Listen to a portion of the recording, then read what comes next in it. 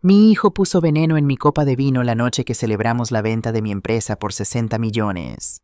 Lo que él no sabía es que yo ya había descubierto su plan. Soy Isabela Vega.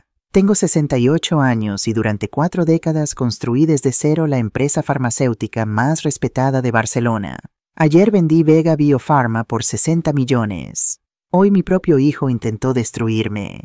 Para celebrar la venta reservé la mesa más exclusiva de El Celler de Can Roca, el restaurante con 3 estrellas Michelin en Girona. Invité solo a 2 personas, mi único hijo Alejandro y su esposa Elena Montero. Después de todo, ¿quién más debería compartir este momento conmigo? Mi marido Antonio falleció hace 5 años, y desde entonces he estado sola, entregada únicamente a mi empresa y a mi familia. El maître nos condujo a través del elegante comedor entre mesas ocupadas por la élite catalana. Mi atuendo era simple, el mismo traje azul marino que había usado para firmar el contrato de venta esa mañana. Nunca fui de extravagancias a pesar de mi éxito. Aún conduzco el mismo Volvo de hace 7 años y vivo en la misma casa de Pedralbes que compré con Antonio cuando Alejandro era niño. Por ti, mamá, la leyenda, exclamó Alejandro levantando su copa de agua de 15. Por la mujer que construyó un imperio desde cero. Elena, con su deslumbrante sonrisa, añadió: estamos tan orgullosos de ti, mamá. Pero sus ojos contaban otra historia. No me miraban con orgullo, me miraban como si fuera un billete premiado de lotería que por fin podían cobrar. Entonces, mamá, dijo Alejandro, inclinándose con ese encanto aceitoso que había desarrollado en los últimos años. Con la empresa oficialmente vendida, ¿qué pasará con toda esa infraestructura logística, las rutas de envío, todos esos contenedores con control de temperatura? Era una pregunta extraña. Mi empresa se dedica a la biotecnología. Enviamos compuestos médicos sensibles y altamente regulados. Todo es parte de la adquisición, Alejandro, respondí lentamente. La nueva corporación se hace cargo de todos los activos. ¿Por qué? Se encogió de hombros tomando un sorbo de su vino. Solo curiosidad. Parece un desperdicio de buena logística. En ese momento mi teléfono vibró. La pantalla decía: Banca Suiza, la confirmación final. Disculpadme, tengo que atender esta llamada. Mientras me alejaba vi a Alejandro y Elena intercambiar una mirada que no supe descifrar. Una mirada de anticipación. Caminé hasta el majestuoso vestíbulo de mármol. La llamada fue breve, profesional y transformadora. Señora Vega, podemos confirmar que los 60 millones se han acreditado en su cuenta. Enhorabuena. Colgué. Sentí que el peso de 40 años se levantaba de mis hombros. Era libre. Podía jubilarme. Finalmente podría viajar, quizás visitar esos lugares sobre los que Antonio y yo siempre soñamos. Me giré y fue entonces cuando vi al joven camarero. Era joven, quizás 24 años. Su uniforme era impecable, pero sus manos temblaban tanto que apenas podía sostener su bandeja vacía. Señora Vega, repitió su voz apenas un susurro. Me llamo Miguel. Lo siento por molestarla, señora. Soy nuevo aquí, pero tengo que decirle algo. He dirigido una empresa multimillonaria. He enfrentado adquisiciones hostiles, espionaje corporativo y revueltas de accionistas. Sé leer a las personas. Este chico no estaba mintiendo. Estaba aterrorizado. ¿Qué sucede, Miguel? Pregunté bajando la voz. Señora estaba rellenando agua en la estación de servicio justo detrás de su mesa. Su yerno, él, señaló ese gran cuadro en la pared del fondo. Le hizo a su hija una pregunta en voz alta sobre el artista. Fue extraño. Parecía ensayado, como si estuviera asegurándose de que usted mirara hacia otro lado. Mi sangre se heló. Mi respiración se entrecortó. Continúa, dije. En el momento en que ambos miraron hacia otro lado, su hijo... Fue rápido, señora. Realmente rápido. Sacó un pequeño frasco de cristal marrón de su bolsillo. Desenroscó la tapa y vertió un polvo blanco fino en su copa de vino. Luego lo removió una vez y volvió a guardar el frasco en su bolsillo. Tardó 2 segundos, quizás 3. Un polvo blanco, no un líquido diseñado para disolverse. Mi mente trabajaba a toda velocidad. ¿Qué era? ¿Un veneno para matarme aquí en un restaurante lleno de testigos? Eso sería desordenado. Rastreable. Esto era otra cosa. Algo clínico. Miré a Miguel directamente a los ojos. Los suyos estaban abiertos de miedo. ¿Estás absolutamente seguro de lo que viste? Tragó saliva con dificultad asintiendo. Sí, señora. 100%. Vi el frasco. Él lo escondió en su servilleta justo después, pero lo vi meterlo en su bolsillo cuando usted se levantó para atender su llamada. Por eso tuve que detenerla. Este chico acababa de salvarme la vida. Saqué mi cartera. Extraje varios billetes. Eran 500. Miguel, dije colocando el dinero en su mano. Sus ojos se abrieron como platos.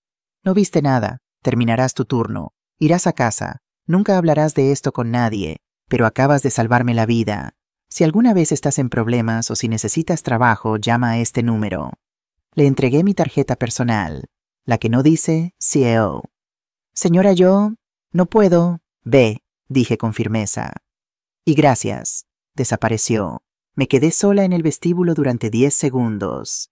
La rabia era algo físico, un hierro caliente en mis entrañas. Mi propio hijo, mi Alejandro, mi pequeño niño. Pero la rabia no tenía el control. La CEO sí. Alicé mi chaqueta. Compuse mi rostro en una máscara de leve distracción. Respiré hondo y volví a la mesa. Me senté. El olor de la comida cara, el aceite de trufa, las vieiras a la plancha, de repente me dieron náuseas. ¿Todo bien, mamá?, preguntó Alejandro. Su sonrisa era tan brillante, tan radiante. Era la sonrisa de un depredador que acababa de poner una trampa perfecta. Solo trabajo, dije agitando la mano con desdén. Los abogados ya están encontrando cabos sueltos de la venta. Tomé mi copa de vino, su copa de vino, aunque él no lo sabía aún. No la dejé. Todavía no. Tenía que estar segura. Miré mi copa, el Cabernet profundo y rojo. Parecía perfecta, sin alteraciones. Mi mente regresó a la semana pasada. Mamá, has estado tan olvidadiza últimamente. Olvidaste nuestra reserva para cenar el martes. No la había olvidado. Ellos la habían cancelado y me dijeron que yo me había confundido de día. Isabela, pareces confundida. ¿Estás segura de que estás bien para manejar todo este dinero sola? El comentario de Elena de hace solo 2 días. Todo encajó. No era veneno, era incapacitación. El polvo no estaba diseñado para matarme.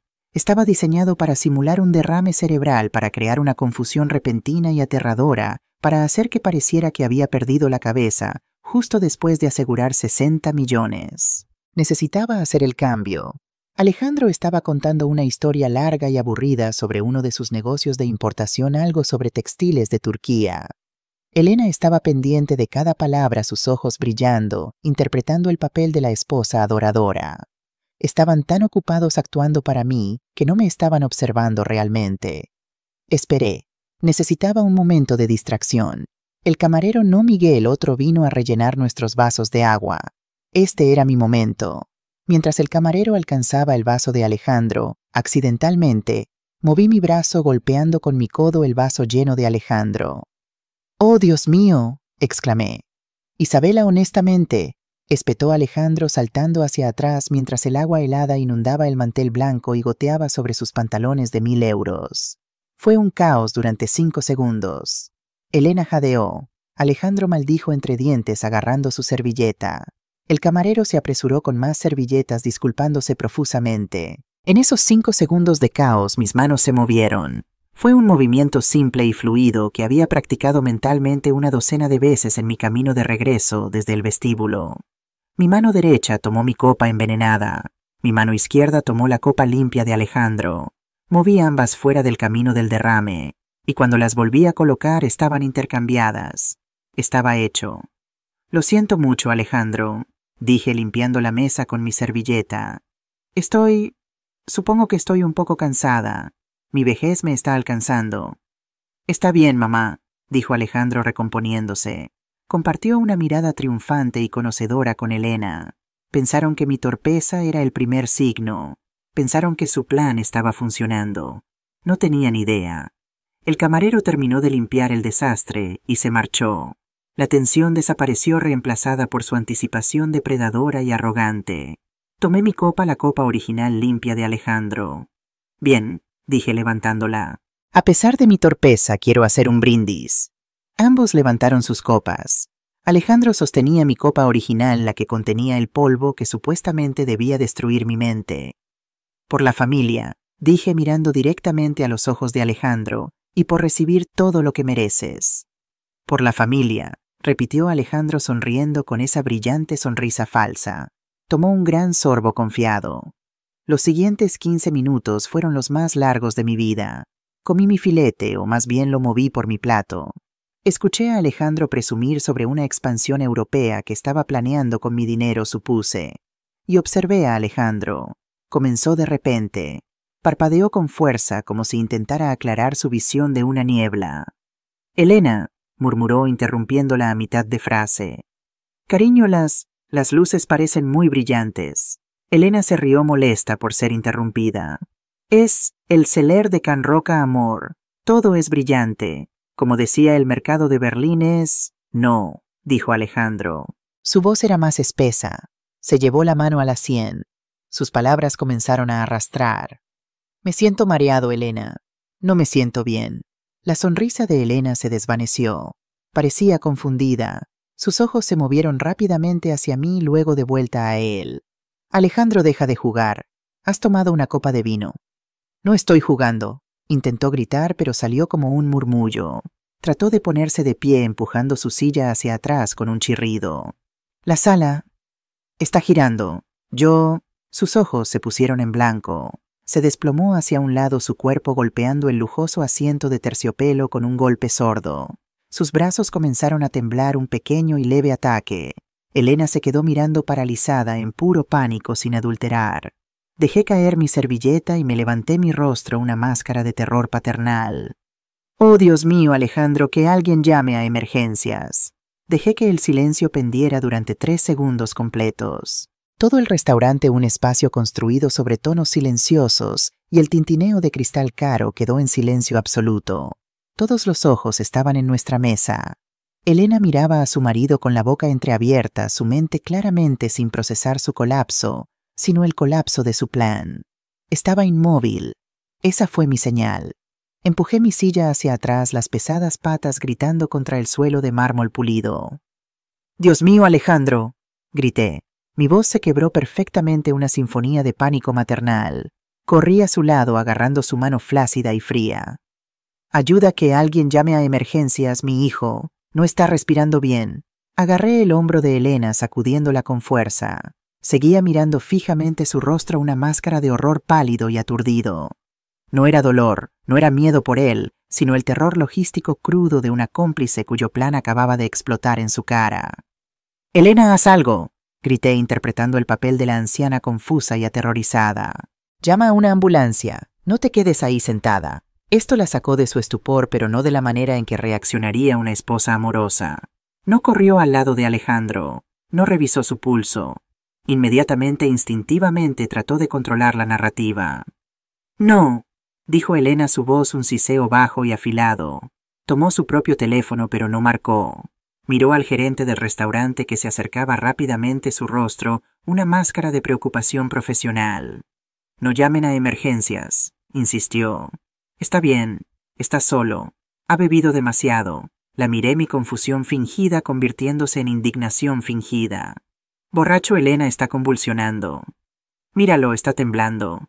«Él hace esto, Isabela», dijo Elena rápidamente, sus ojos recorriendo la sala, mintiendo, construyendo una coartada sobre la marcha. «Él mezcla su medicación para la ansiedad con vino. Sucede todo el tiempo. Es vergonzoso».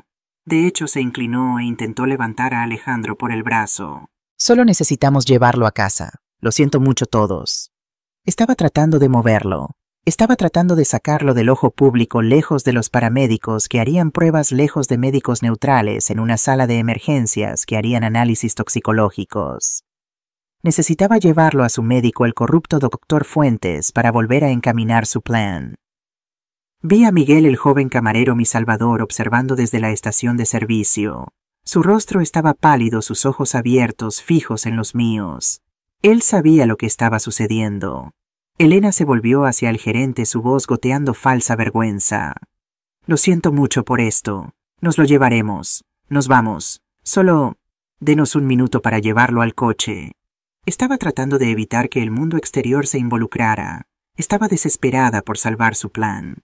Se inclinó hacia Alejandro nuevamente, pero no estaba comprobando su respiración.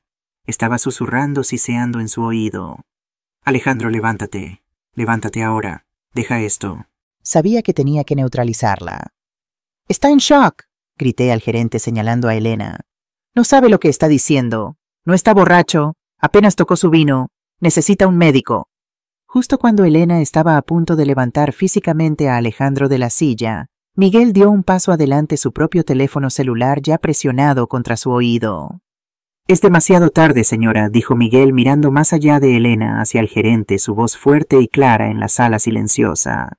«Ya he llamado a emergencias. Están en camino. Dijeron que no lo movieran bajo ninguna circunstancia». La cabeza de Elena se giró hacia Miguel. La mirada en sus ojos ya no era de pánico. Era puro asesinato sin adulterar. «Tú qué pequeño, te dije que estaba bien. Estás despedido. No tienes idea de lo que acabas de hacer». El gerente, un hombre alto que claramente no le pagaban lo suficiente para esto, se interpuso entre ellos. «Señora Montero, el camarero hizo lo correcto. Si un cliente se colapsa en nuestras instalaciones, estamos legalmente obligados a llamar asistencia médica. Por favor, retroceda». La máscara de Elena, de la encantadora y exitosa nuera, había desaparecido. Parecía atrapada a un animal acorralado. Me miró su pecho agitado y vi su mente finalmente uniendo las piezas. El agua derramada, las copas cambiadas, mi repentina torpeza de anciana. Ella sabía. No sabía cómo lo sabía yo, pero sabía que yo había hecho esto. El sonido de sirenas cortó la noche acercándose más fuerte. Era el sonido de mi plan funcionando. Era el sonido de la justicia llegando. Los paramédicos entraron corriendo, empujando una camilla, sus movimientos eficientes y rápidos. Ignoraron las protestas de Elena apartándola. «Señora, necesitamos que retroceda. Señor, ¿puede oírme, Tom?» «¿Qué tomó?», preguntó uno de ellos, iluminando con una linterna los ojos de Alejandro. «No lo sé», gritó Elena tratando de recuperar el control. Es su medicación, la mezcla. Es para la ansiedad». «¿Qué medicación, señora? Necesitamos un nombre». Elena se congeló. Por supuesto se congeló. No podía decir el nombre del medicamento antipsicótico sin incriminarse. «Yo no sé el nombre. Es solo para la ansiedad». La guarda en su bolsillo. Cargaron a Alejandro en la camilla. Estaba inconsciente, su rostro pálido y flácido. Por un segundo sentí una punzada genuina de lástima. Seguía siendo mi hijo, mi Alejandro. Pero él había hecho su elección en el momento en que destapó ese frasco. El restaurante estaba en silencio. Cada comensal, cada camarero, cada ayudante estaba mirando. Seguí la camilla hacia la salida encorvada, interpretando el papel de la madre afligida y confusa. «Mi bebé. Oh Dios, estará bien», gimoteé. Llegamos a las puertas de la ambulancia. Los paramédicos lo estaban cargando. Me quedé en la acera bajo las luces rojas y azules parpadeantes. Fue entonces cuando Elena agarró mi brazo. Su agarre no era el de una nuera asustada. Era de acero. Me apartó a un lado justo fuera del alcance del oído de los paramédicos, su cuerpo bloqueándome de su vista. Su voz ya no era de pánico. Era un susurro bajo y venenoso. La voz de la mujer sobre la que Antonio me había advertido durante años. «¿Qué hiciste?». Siseó su rostro a centímetros del mío, el olor a vino caro y rabia en su aliento. Dejé que las lágrimas se acumularan en mis ojos. Dejé que mi cuerpo temblara. La miré directamente a los ojos. Una anciana quebrada. «Yo», susurré, mi corazón martillando contra mis costillas. «Hija, ¿qué bebió?». La sala de emergencias del Hospital Universitari de Girona, Dr. Josep Trueta, era un universo de caos controlado. Las luces eran demasiado brillantes, un asalto a los ojos, y el aire olía a antiséptico, lejía y café quemado. Era el olor del pánico y la rutina todo mezclado. Las enfermeras se movían como sombras, sus voces tranquilas y cortantes, sus rostros impasibles. Llevaron a Alejandro a la sala de trauma 3 y Elena lo siguió casi tropezando con sus propios zapatos caros. Su voz era un gemido agudo que irritaba mis nervios. «Es alérgico a los mariscos», gritaba a la enfermera de admisión. «Creo que comió algunos mariscos en mal estado. Eso es todo. Deben haber sido las vieiras». Ya estaba construyendo su falsa narrativa, sembrando la mentira. Me mantuve atrás interpretando el papel que había elegido. La anciana madre en shock, confundida por el ruido, mis manos juntas frente a mí, solo observando. Un médico joven, quizás de 30 años, atravesó la cortina. Sus scrubs estaban arrugados y cargaba con el agotamiento permanente de un residente de emergencias. Pero sus ojos eran agudos, inteligentes y enfocados. Este no era el hombre que esperaban. Este no era el doctor Fuentes. Esta era una complicación. Señora Montero, soy el doctor Martínez. Necesito saber exactamente qué tomó su marido. Elena sin aliento se aferró a su guión. Fue una alergia. Mariscos. Es terriblemente alérgico. Solo dele un EpiPen. Estará bien. Debe haber tenido una reacción. El doctor Martínez la ignoró.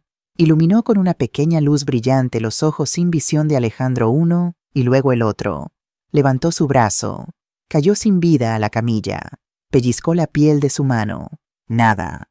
Señora Montero, dijo el doctor Martínez, su voz plana cortando el pánico manufacturado de Elena. Esto no es anafilaxia. Sus vías respiratorias están despejadas. No hay hinchazón facial ni laringea. No hay erupción. Sus pupilas están puntiformes. Esta es una sobredosis severa. Necesito realizar un análisis toxicológico completo. El pánico practicado de Elena se volvió real. Físicamente se movió para bloquear al doctor de Alejandro. No soy su esposa. Me niego a las pruebas. Es una alergia. Está perdiendo el tiempo. Solo necesita adrenalina. Su voz era demasiado alta ahora al borde de la histeria. Una enfermera en la estación cercana levantó la vista alarmada. La observé. Esta era la actuación de una mujer culpable. Una mujer que sabía exactamente qué había en su sangre y estaba aterrorizada de que fuera nombrado. No estaba tratando de salvar a su marido. Estaba tratando de salvar su plan. El doctor Martínez no se inmutó. No levantó la voz. Simplemente dijo: Señora, su marido presenta síntomas neurológicos severos, incluidas convulsiones y depresión respiratoria.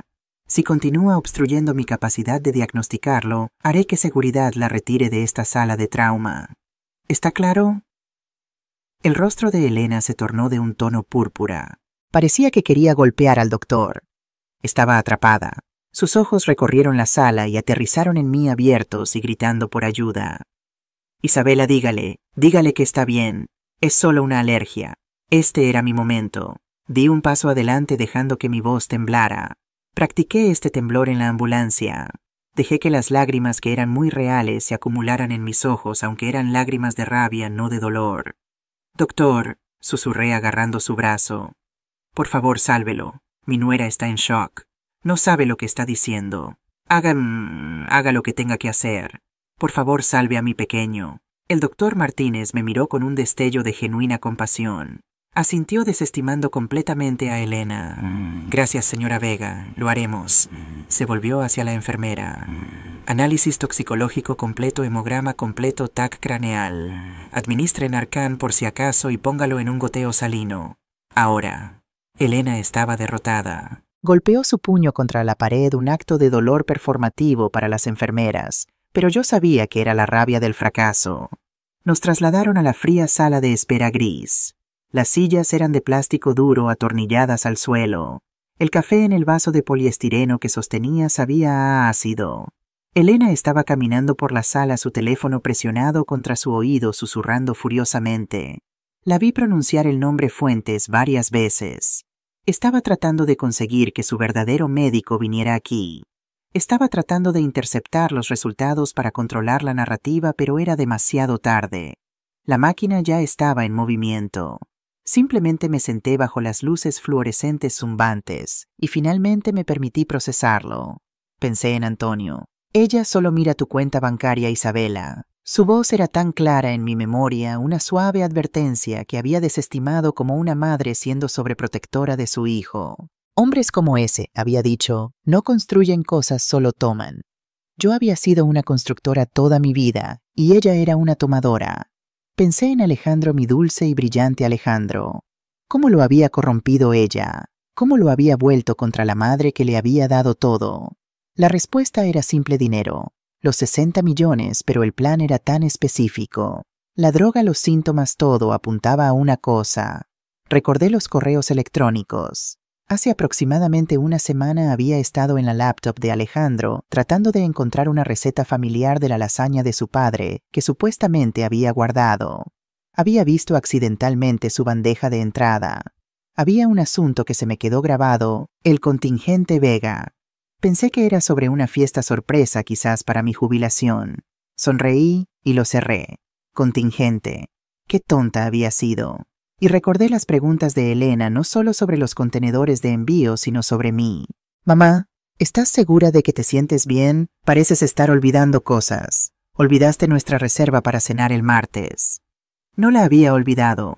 Ellos la habían cancelado y me dijeron que yo me había confundido de día. Estaban construyendo un caso. Estaban plantando las semillas de mi senilidad. Esto no se trataba solo de dinero. Se trataba de control. Iban a usar esta droga, una droga que imita un derrame cerebral que causa confusión aguda, que hace que una mujer de 68 años parezca senil para que me declararan incompetente. El momento era perfecto. El día después de que se cerrara mi acuerdo de 60 millones. Era brillante. Era monstruoso. Una hora más tarde el doctor Martínez regresó. Su rostro era sombrío. No estaba mirando a Elena. Me estaba mirando a mí. Señora Vega, me temo que las noticias no son buenas.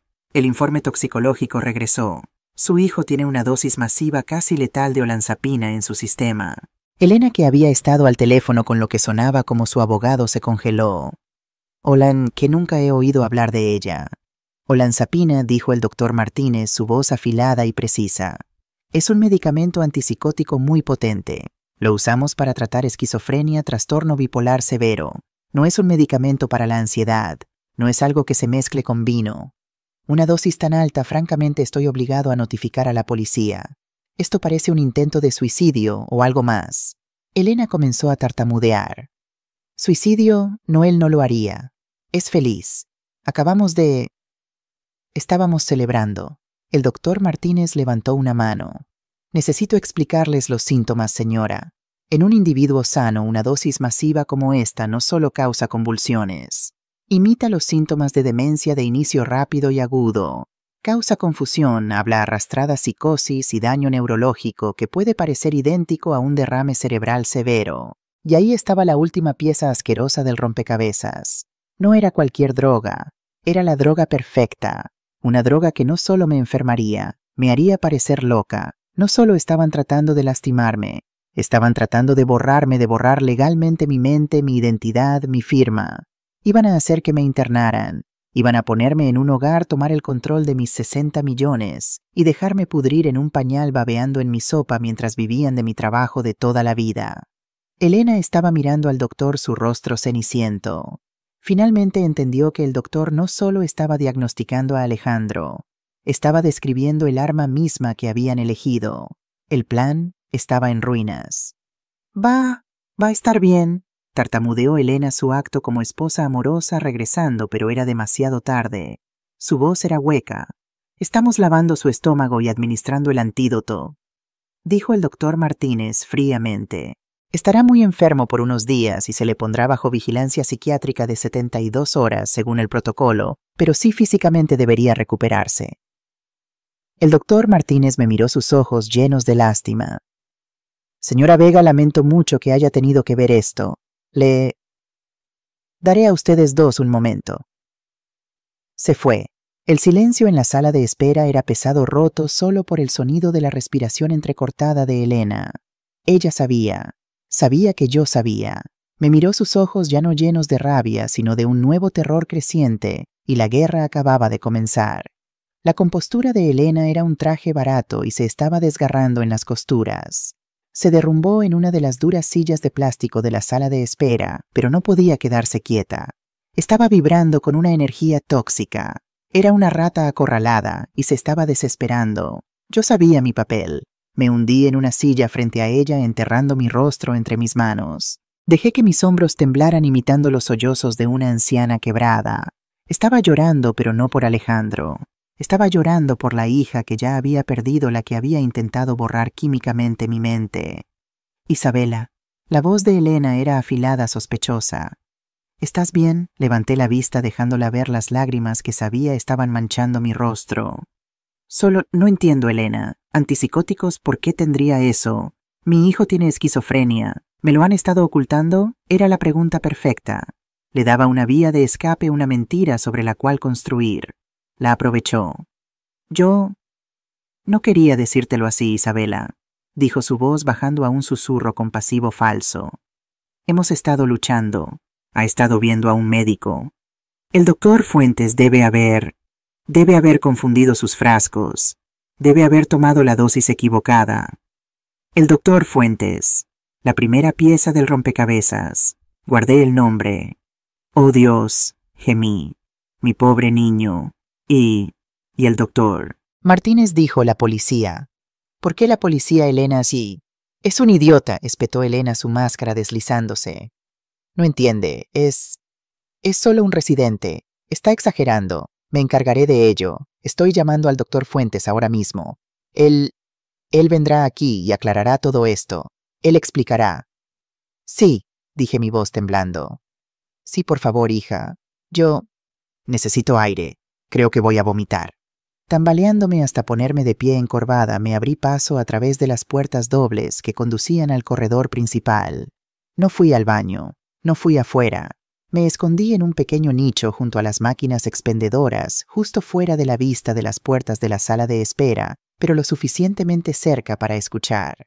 Elena debió pensar que me había ido. Salió corriendo de la sala de espera un segundo después, su teléfono ya en su oído. Estaba caminando su voz un susurro venenoso que resonaba en el estéril pasillo. Fuentes soy yo. El plan es un desastre. Lo bebió. Alejandro lo bebió. Se detuvo para escuchar su mano libre tirando de su cabello. No lo sé, la vieja. Debe haber... No lo sé. No importa.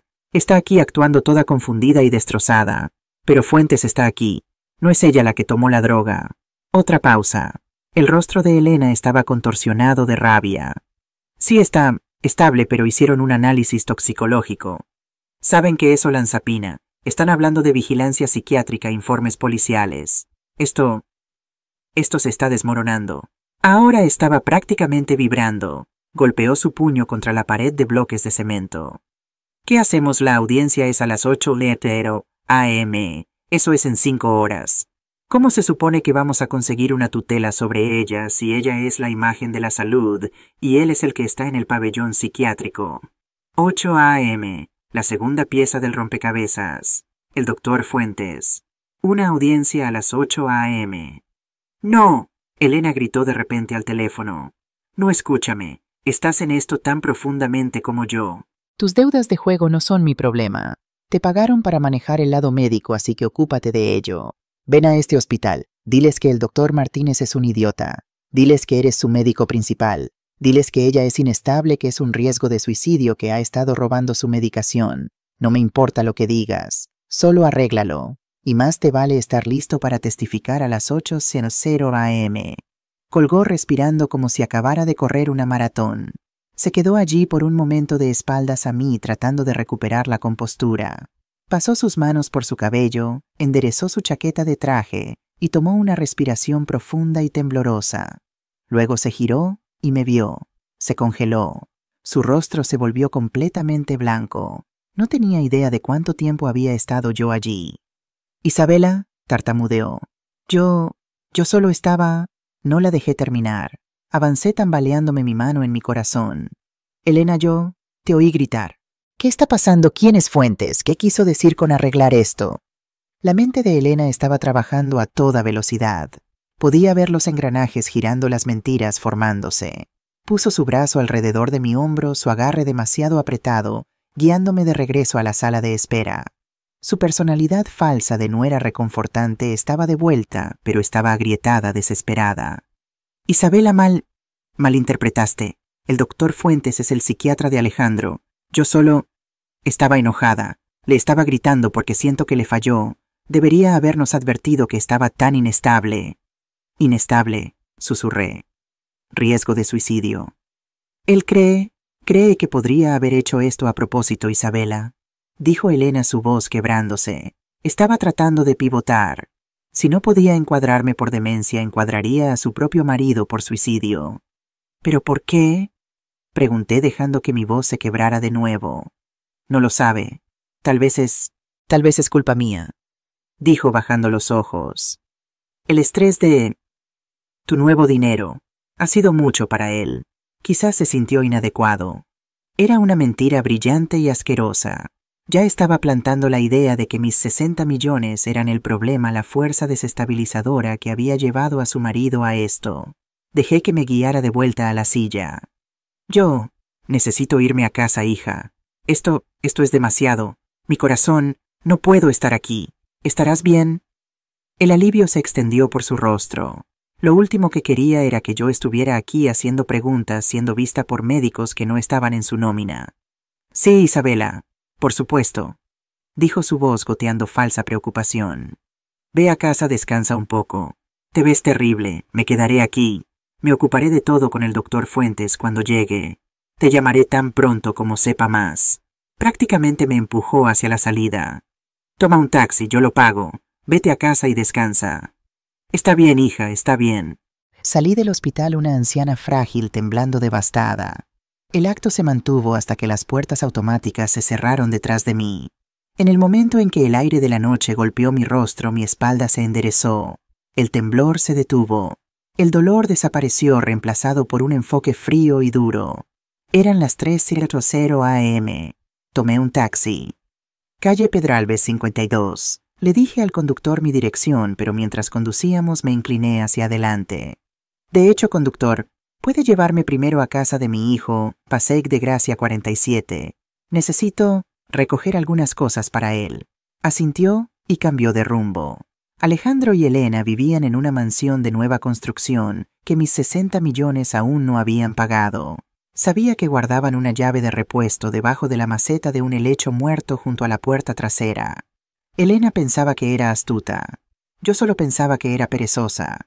La casa estaba oscura. Me dejé entrar, mi corazón latiendo no con miedo, sino con adrenalina. Sabía exactamente a dónde ir. El despacho. Me senté en el elegante escritorio blanco de Elena. Encendí su laptop. Sin contraseña. Otra señal de su arrogancia. Nunca creyeron que yo fuera una amenaza. Abrí su correo electrónico. No tardó mucho. No necesité buscar conspiración. Solo busqué el nombre que Elena tan amablemente me había proporcionado. Fuentes. La cadena apareció. Docenas de correos electrónicos entre Alejandro Elena y un Dr. R. Fuentes. Los leí y con cada palabra mi sangre se volvió más fría. De Elena Montero a Dr. R. Fuentes. Asunto Re. El contingente Vega. El riesgo es alto. Una tutela psiquiátrica forzada necesita un evento precipitante. No puedes simplemente decir que está confundida. Necesita estar confundida. He prescrito la olanzapina bajo un nombre falso. La dosis que recomendé inducirá psicosis aguda y síntomas que imitan un derrame cerebral dentro de los 20 minutos posteriores a la ingestión. De Alejandro Vega a Elena Montero, Dr. R. Fuentes. Asunto Re. El contingente Vega. Lo haré en la cena de celebración. Estará distraída. Confía en mí. Una vez que esté en el Hospital Fuentes, tú te encargas. Certifícala. Elena, tú presentas la petición a primera hora de la mañana. Tenemos que tomar el control de los activos antes de que comience la auditoría federal. La auditoría federal. Dios mío, había tenido razón. No se trataba solo del dinero. Se trataba de la logística. Elena había estado usando mi empresa, mi buen nombre, para dirigir su empresa criminal. Y entonces vi el correo electrónico final en la cadena enviado apenas ayer. Era de un bufete de abogados para Alejandro Vega Elena Montero. De Gutiérrez y Asociados S.L. adjunto petición de tutela de emergencia. Isabela Vega PDF. Mis manos temblaban. Hice clic en el adjunto. Ahí estaba. Mi vida reducida a un documento legal. La peticionaria Elena Montero solicita la tutela de emergencia sobre su suegra Isabela Vega por los siguientes motivos. La señora Vega ha estado exhibiendo signos de demencia senil de inicio rápido, paranoia, confusión, irresponsabilidad financiera y la línea final y condenatoria para ser respaldado por el testimonio experto de su médico de cabecera, el Dr. Ramón Fuentes, quien atestiguará sobre la incapacidad de la señora Vega para manejar sus propios asuntos. La audiencia está fijada para el 4 de noviembre, 8:00 a.m., Sala de Audiencias 3B. Hoy, en menos de 5 horas. Lo habían planeado todo. La droga, la cena, el experto médico, la audiencia de emergencia. A las 9:00 a.m. de esta mañana, se suponía que yo sería una tutelada del Estado con mi nuera criminal, sosteniendo las llaves de mi reino de 60 millones. Miré el reloj en la pared. 3:55 a.m. Cerré la laptop. Tenía todo lo que necesitaba. No hoy, susurré a la casa vacía y silenciosa. Nunca. Salí de la oscura casa de mi hijo a las 3:55 am. El viaje en taxi desde el hospital había sido un borrón, pero el trayecto desde la casa de Alejandro a la mía era nítido, frío y claro. Mis manos ya no temblaban. La anciana frágil y devastada que había estado interpretando durante las últimas horas había desaparecido dejada atrás en la sala de espera del hospital. La mujer que conducía mi sedán ahora era Isabela Vega, la CEO. La mujer que había construido una empresa de 60 millones desde cero. La mujer que había enfrentado adquisiciones hostiles y espías corporativos. La mujer que ahora a las 4 de la mañana estaba oficialmente en guerra. Tomé mi teléfono. No dudé. Marqué el número. Sonó una vez, 2 veces. Esto mejor que sea un asunto de seguridad nacional, Isabela. Una voz profunda y áspera respondió. Victoria, dije mi voz firme cortando el silencio de las calles vacías. Despierta, te necesito en la oficina, no por la mañana, ahora. Hubo una pausa de medio segundo. Voy en camino. Colgó. Victoria Domínguez no hace preguntas innecesarias. No es una abogada de familia, no maneja testamentos ni divorcios. Es una tiburón. Es la mujer que estructuró la adquisición de Vega Biopharma. Es la mujer que aplastó una demanda frívola de patente de un competidor hace 2 años, con un solo contrainterrogatorio brutal. Era, me di cuenta, la mujer perfecta y única para este trabajo. Entré en el estacionamiento subterráneo de su rascacielos del centro de la ciudad a las 4:30 am. La ciudad era una ciudad fantasma envuelta en niebla. Tomé el ascensor privado directamente al piso del ático. Las puertas se abrieron a un vestíbulo oscuro, pero las luces de su oficina de esquina ya estaban encendidas un faro en la oscuridad. Estaba de pie junto a su ventana con vistas a la ciudad dormida, ya con una camisa blanca nítida y corbata. Tenía una cafetera preparando café. Parecía que llevaba horas despierta. Isabela, dijo sin volverse. Pareces haber visto un fantasma. Entré y me senté en una de las sillas de cuero frente a su enorme escritorio. Peor, Victoria. He visto un monstruo, 2 de ellos, y uno de ellos es mi propio hijo. Durante los siguientes 30 minutos le conté todo. No lloré, no levanté la voz. Le di un informe de CEO frío objetivo cronológico, los 60 millones de la celebración, el camarero Miguel y su advertencia a las copas cambiadas, el colapso, la sala de emergencias, el diagnóstico honesto del doctor Martínez Olanzapina, un antipsicótico, el intento inmediatamente entrado en pánico de Elena de encubrirlo para culpar a una alergia. Victoria escuchó su rostro, una máscara impasible, sus dedos en forma de pirámide. Simplemente asintió absorbiendo cada detalle. Y entonces dije, Elena cometió su primer error. Nombró a su médico un doctor Fuentes. Pensó que yo era una anciana afligida y confusa, así que habló justo delante de mí. Repetí la llamada telefónica que había escuchado en el pasillo del hospital. Fuentes, el plan es un desastre. Lo bebió. La audiencia es a las 8:00 am. Tienes que arreglar esto. Los ojos de Victoria se entrecerraron. Una audiencia 8:00 am. ¿Qué audiencia esa? Dije. Es la segunda cosa. Tomé una respiración profunda. Mientras Elena estaba discutiendo con las enfermeras, yo fui al lado de Alejandro para consolarlo. Su bolso estaba en la camilla. Estaba inconsciente. Metí la mano en el bolsillo de mi traje. Saqué el pequeño frasco de vidrio marrón aún dentro de la servilleta en la que lo había envuelto. Lo coloqué suavemente sobre su pulido escritorio de caoba. Todavía había algunos granos de polvo en el fondo. Encontré esto en su bolso, y luego fui a su casa. ¿Entraste a la fuerza?, preguntó Victoria, no con juicio, sino con curiosidad. Usé la llave de repuesto que olvidaron que tenía. Revisé su laptop. Busqué ese nombre Fuentes. La máscara impasible de Victoria finalmente se quebró. Una sonrisa lenta y fría se extendió por su rostro. Isabela, vieja zorra. Lo guardó todo, Victoria. Toda la conspiración. Una cadena de correos electrónicos llamada el contingente Vega. Correos electrónicos entre ella, Alejandro, y este doctor Fuentes. Él prescribió la droga. Les aconsejó sobre la dosis. Él iba a ser su testigo experto médico. ¿Testigo para qué?, preguntó Victoria, aunque ya lo sabía. Me incliné hacia adelante. Una audiencia esta mañana, 8:00 am, sala 3B del juzgado de primera instancia. Te reenvié el correo electrónico con el adjunto. Era una petición de tutela de emergencia.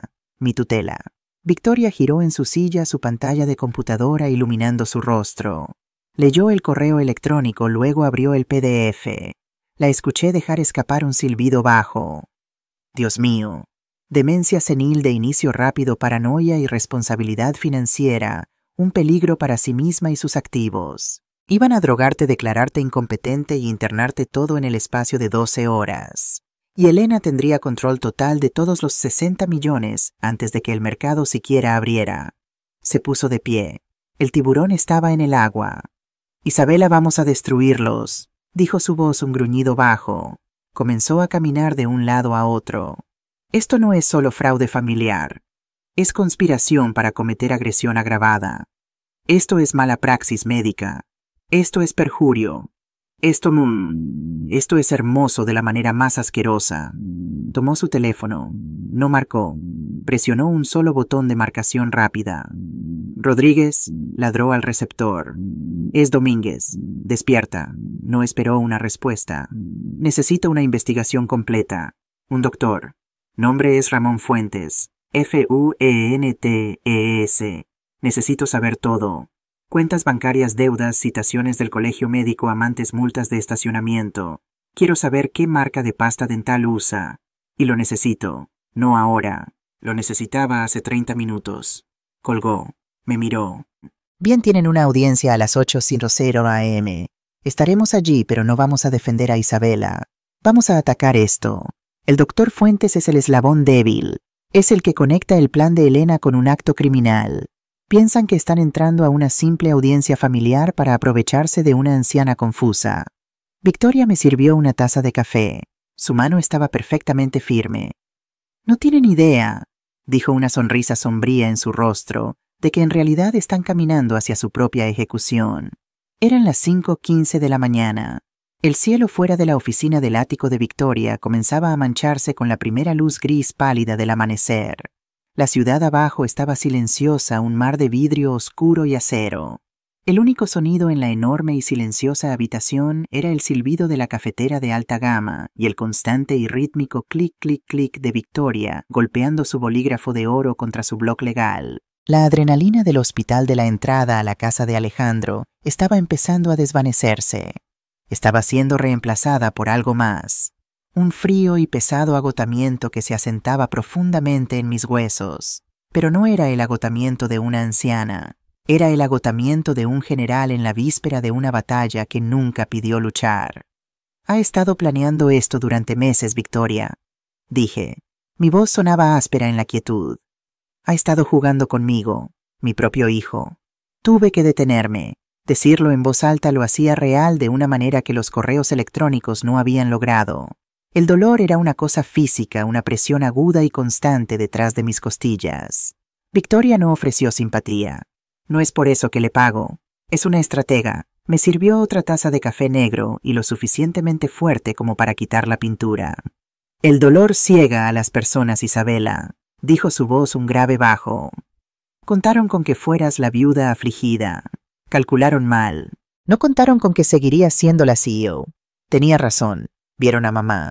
Vieron a la anciana en el cardigan gastado que extrañaba a su marido. Olvidaron quién había construido la empresa que estaban tan desesperados por robar. Olvidaron que no llegué a donde estoy siendo ingenua. Simplemente había sido ingenua sobre ellos. Debería haber escuchado, murmuré mirando fijamente el café negro. Dios debería haber escuchado a Antonio. Victoria levantó la vista de sus notas. Sus ojos eran agudos. Antonio, ¿qué sabía él? Él lo vio, dije el recuerdo lavándome fresco y doloroso. Desde el principio, desde la primera cena que ella tuvo en nuestra casa. Elena era tan encantadora, llena de cumplidos, riendo de mis malos chistes. Yo estaba feliz por Alejandro, pero Antonio, él tenía esa visión de rayos X para las personas. Esa noche después de que se fueron estaba callado. Le pregunté qué pasaba. Todavía podía verlo claramente sentado en nuestro viejo sillón junto a la chimenea, un libro abierto en su regazo que no estaba leyendo. Ella no lo ve, Isabela, me dijo su voz suave. Ella ve su apellido. Ella ve Vega. Ella ve Vega Biofarma. Le dije que estaba siendo cínica. Le dije que Alejandro estaba enamorado y feliz, y que eso era todo lo que importaba. Ella lo intentó de nuevo. Continué mi voz haciéndose más espesa. Aproximadamente un año después, Alejandro acababa de perder una inversión importante, 20,000 de su dinero, o eso dijo. Alejandro vino a mí llorando, humillada. Por supuesto, firmé el cheque. Pensé que estaba ayudando a mi hijo. Esa noche Antonio estaba furioso. No conmigo, con él. Miré a Victoria, la vergüenza de ese recuerdo ardiendo en mi rostro. Dijo: es una aprovechada, Isabela. Solo mira tu cuenta bancaria. Es un parásito y le está enseñando a nuestro hijo a ser uno también. Tuvimos la pelea más grande de nuestros 40 años de matrimonio. Lo acusé de estar celoso de la felicidad de Alejandro. Le dije que estaba equivocado. Cerré los ojos. La taza de café estaba caliente en mis manos. Nunca volvió a mencionarlo. Él sabía. Vio venir esto y yo estaba demasiado ciega, demasiado orgullosa para verlo. Ha estado muerto durante 5 años. Y lo primero que hizo Elena después del funeral, después de un respetuoso par de semanas, fue pedirme que avalara un préstamo para un coche nuevo. Y lo hice por el bien de Alejandro. Y ahora esto. Victoria asintió lentamente, absorbiendo los datos emocionales. Bien, así que comenzó como simple avaricia. Pero esto, drogarte, una audiencia judicial de emergencia. Esto es desesperación, Isabela. 300,000 para el doctor es una palanca masiva. Elena debe estar en su propio agujero. Profundo, más profundo que solo tarjetas de crédito. Y fue entonces cuando la otra pieza encajó, la pieza que me había estado molestando durante meses. La pieza que nunca tuvo sentido. Los manifiestos de envío, dije casi para mí misma. La cabeza de Victoria se levantó de golpe. ¿Qué?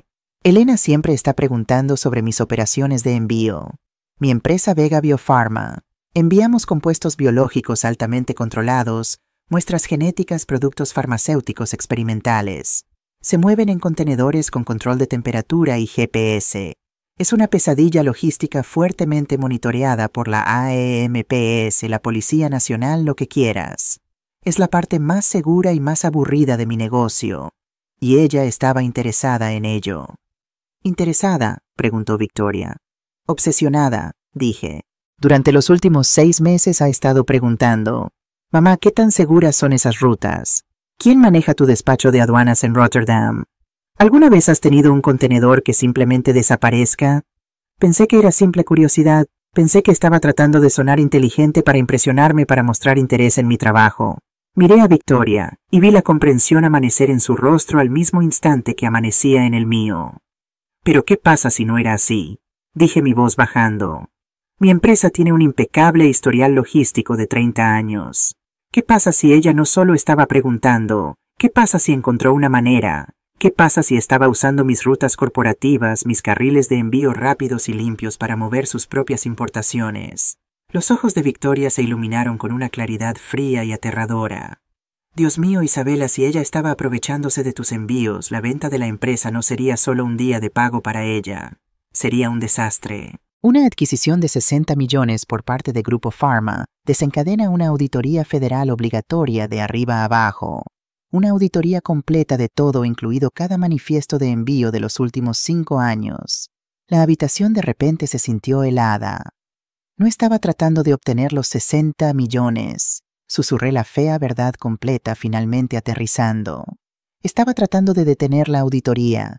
Necesitaba obtener un poder notarial. Necesitaba tomar el control de la empresa antes de que se finalizara la venta para poder enterrar la evidencia de sus propios crímenes.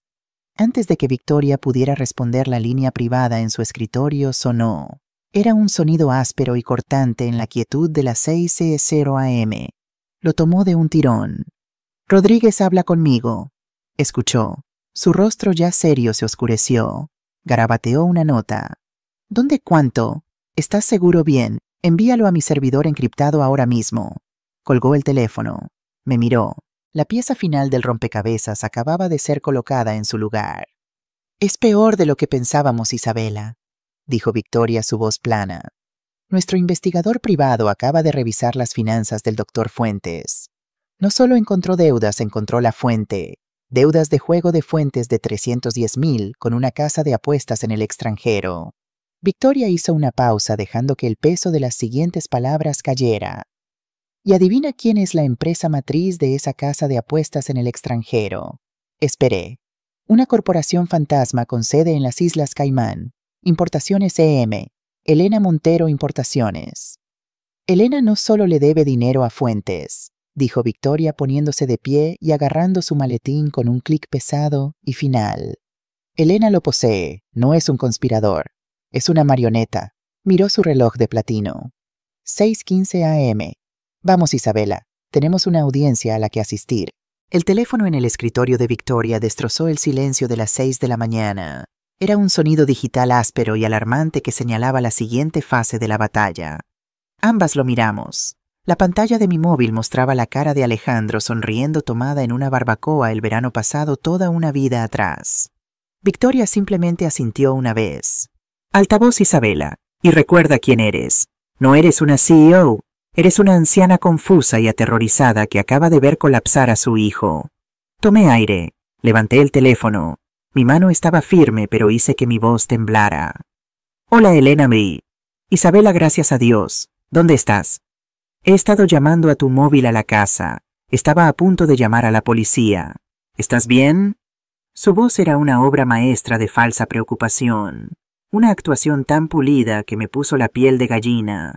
Era una artista del engaño. Yo... no lo sé. Tartamudeé cubriendo el teléfono con mi mano como si estuviera tratando de ocultar mis palabras del mundo. Estoy en una cafetería. No podía estar en casa, Elena. No después de anoche.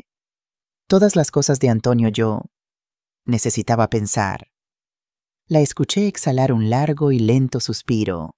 No era un suspiro de alivio porque yo estuviera a salvo.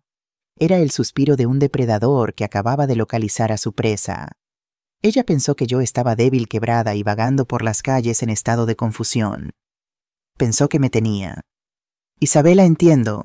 De verdad, dijo su voz rebosante de falsa simpatía. Pero escúchame.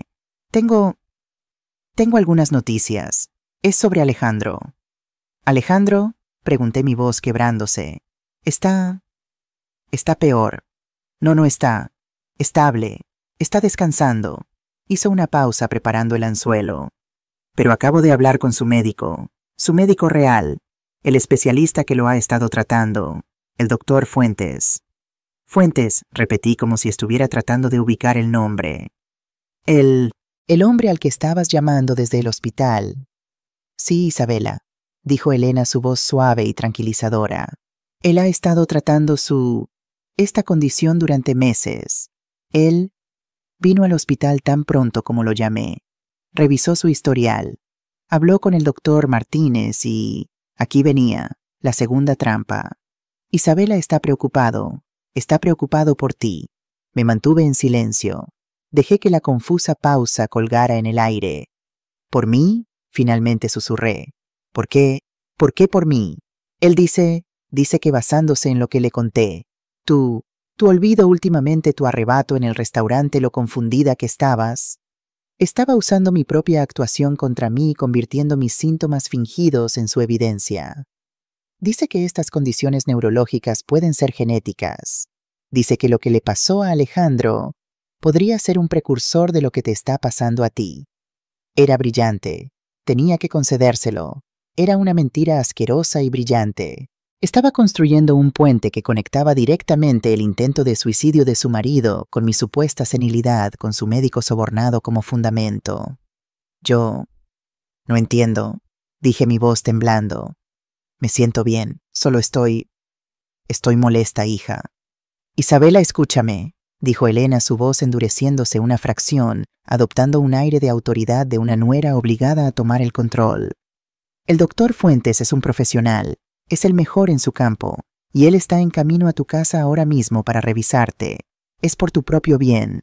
Me reuniré con él allí en 30 minutos. Ahí estaba. Me di cuenta de que la trampa no era solo una llamada telefónica, era una visita a domicilio. No podía llevarme al hospital, así que estaba trayendo a su médico corrupto a mí. Fuentes llegaría, me encontraría sola, confundida y agitada por los eventos de la noche. Realizaría un examen preliminar en mi sala de estar. Y luego a las 8:00 AM testificaría bajo juramento que acababa de verme y que yo era sin lugar a dudas un peligro para mí misma y mi patrimonio de 60 millones. Estaba trasladando el campo de batalla del hospital que había perdido a mi casa que pensaba que controlaba. Tenía que darle la actuación de su vida. ¡No! Grité al teléfono un chillido agudo y paranoico. No médicos, yo no estoy enferma. No necesito un médico, Elena. Estoy bien. Estoy solo cansada. ¿Por qué estás haciendo esto? Le di exactamente los síntomas por los que estaba pagando. Le di el comportamiento errático que requería su petición. Podía escuchar la sonrisa en su voz mientras trataba de calmarme. Isabela, te escuchas a ti misma. Estás gritando. No estás siendo racional. Esto es exactamente de lo que me advirtió el doctor Fuentes. Esta es la confusión. Por favor, Isabela, solo ve a casa. Sé que estás asustada, pero solo ve a casa y deja que el médico hable contigo. Hazlo por mí. Hazlo por Alejandro. Miré a Victoria del otro lado del escritorio. Ella me observaba su expresión indescifrable, pero sus ojos estaban vivos, analíticos. Estaba disfrutando esto. Dejé escapar un largo sollozo estremecedor. Un sonido quebrado, arrancado de la garganta de una mujer que lo había perdido todo. ¡Oh Dios! ¡Oh Dios! Un médico en la casa, Antonio, no sé qué hacer. No sé. Le estaba dando una obra maestra de pánico senil. Está bien, Isabela, dijo Elena, su voz ahora un arrullo venenoso y reconfortante, la voz de una serpiente calmando a su presa. Todo va a estar bien. Solo necesitas ayuda. Vamos a conseguirte ayuda. Solo ve a casa.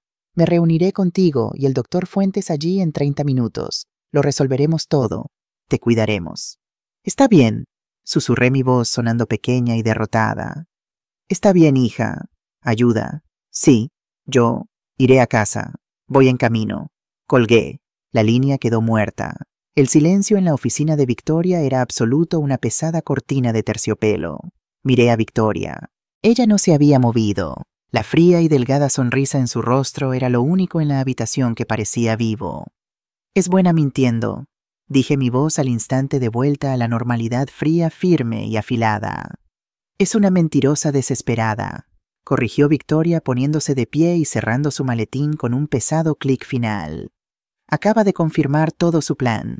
Está enviando a su testigo estrella, el médico corrupto, a tu casa para fabricar evidencia para una audiencia que no sabe que sabemos. Victoria consultó su reloj de platino. 6:45 a.m. Ella piensa que te tiene atrapada, Isabela. Piensa que eres una anciana asustada corriendo a casa para esconderte, a punto de ser acorralada en tu propia sala de estar por su experto médico. Me levanté y me ajusté la corbata. El cansancio había desaparecido. La adrenalina había regresado limpia y afilada como el cristal. Entonces, ¿cuál es nuestro movimiento? Victoria recogió su maletín. Caminó hacia la puerta y la mantuvo abierta para mí. Las luces del pasillo vacío brillaban sobre el suelo de mármol. Una buena trampa, dijo Victoria, su sonrisa toda dientes. Es dejarlos ir a tu casa, dejarlos esperar, dejar que el doctor Fuentes toque el timbre de una casa vacía durante la próxima hora, preguntándose dónde está su paciente confusa, dejarlos entrar en pánico. ¿Y dónde estaremos nosotras? Pregunté, pasando junto a ella hacia el pasillo. La voz de Victoria resonó en el corredor vacío mientras caminábamos hacia el ascensor. Nosotras, Isabela, tenemos una audiencia a la que asistir. Sala 3B, 8:00 a.m. en punto. Y nosotras, dijo presionando el botón del ascensor, vamos a llegar temprano, 7:45 a.m. Las luces fluorescentes del pasillo del juzgado del condado zumbaban, arrojando un enfermizo resplandor verdoso sobre los baratos suelos de linóleo. El aire olía a café rancio y a cera vieja para pisos. Este no era mi mundo. Mi mundo era negociaciones en salas de juntas y contratos internacionales. Este era un lugar de disputas mezquinas y traiciones familiares. Se sentía sucio. Victoria y yo estábamos al final del pasillo, simplemente observando la puerta de la sala 3B. Habíamos llegado temprano. Ellos habían llegado antes. A través de la pequeña ventana de malla de alambre en la puerta podía verlos. Mi familia, mis verdugos. Elena estaba caminando de un lado a otro. Llevaba su mejor traje, un lino gris claro que probablemente yo había pagado, pero se veía terrible. Sus ojos estaban inyectados en sangre, su piel pálida y sudorosa. El estrés y la adrenalina del desastre de la noche anterior se desprendían de ella en oleadas. Era una mujer que se había jugado todo y estaba desesperada por ver la carta final.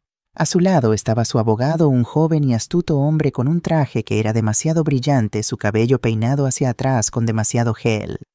Parecía que había obtenido su título de abogado de un anuncio televisivo de madrugada. Y luego estaba el doctor Fuentes. No estaba caminando.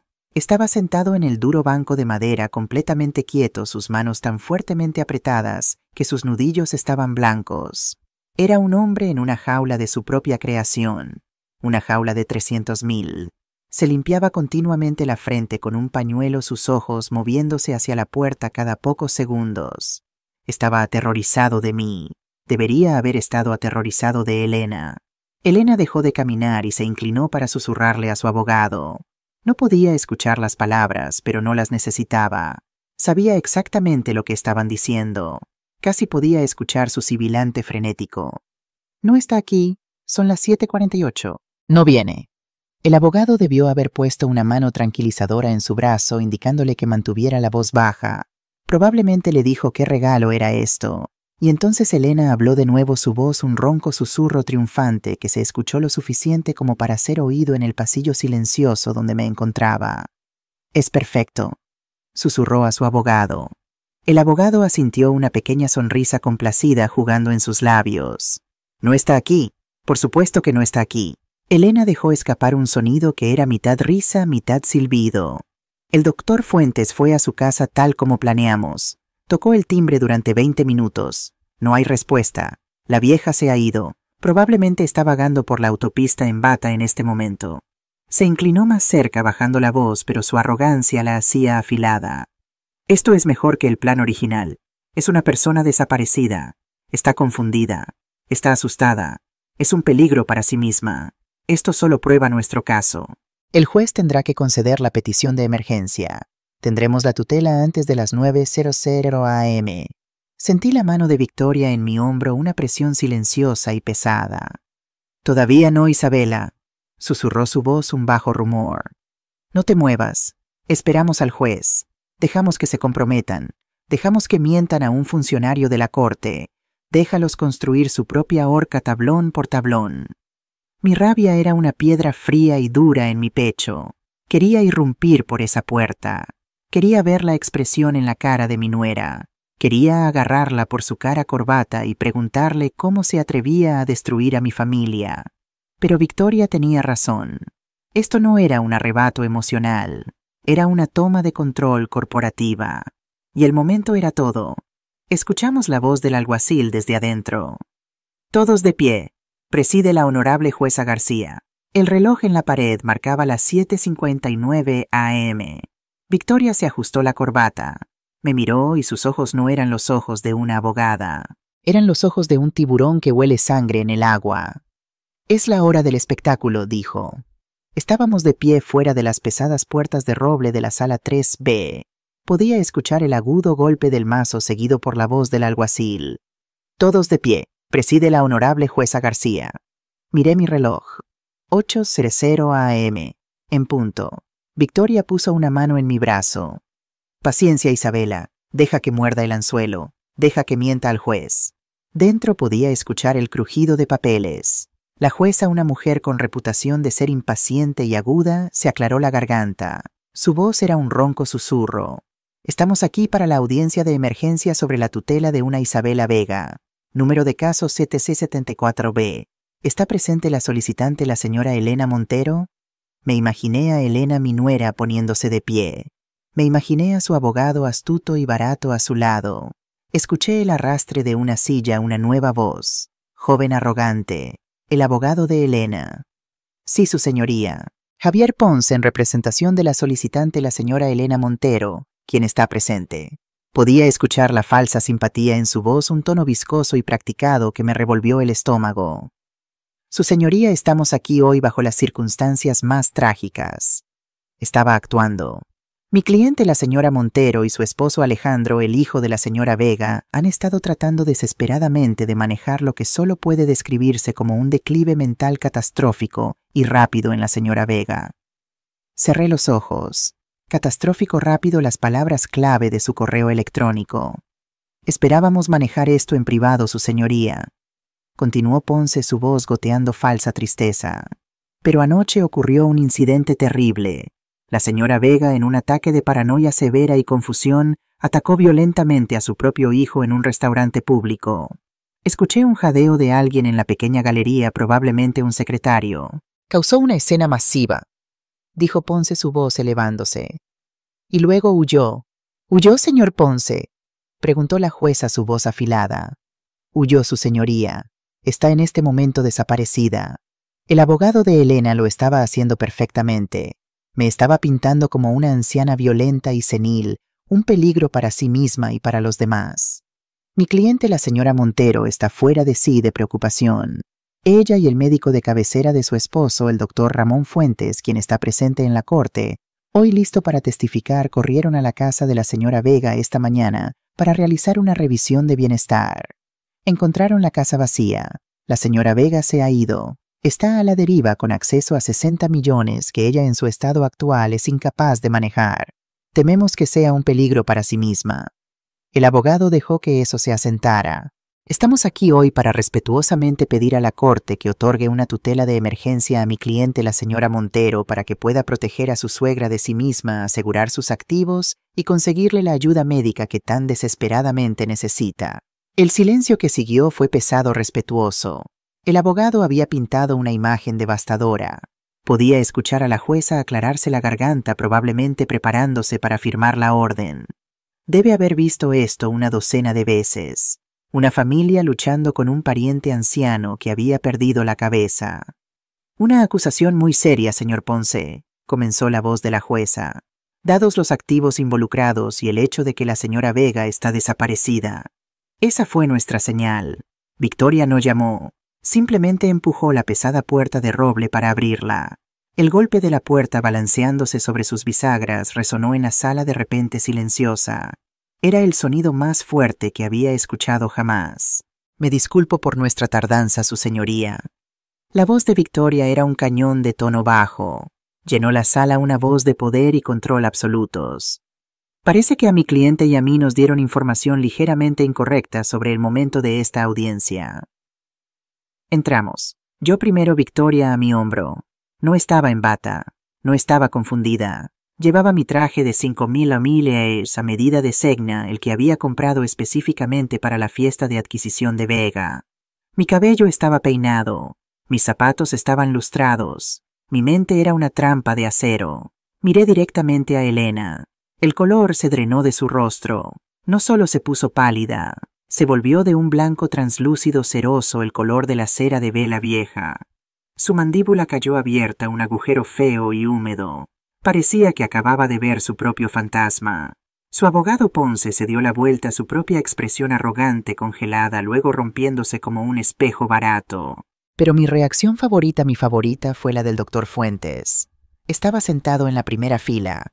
Cuando me vio hizo un pequeño sonido involuntario, un jadeo, un hipo de puro terror sin adulterar. Físicamente se encogió.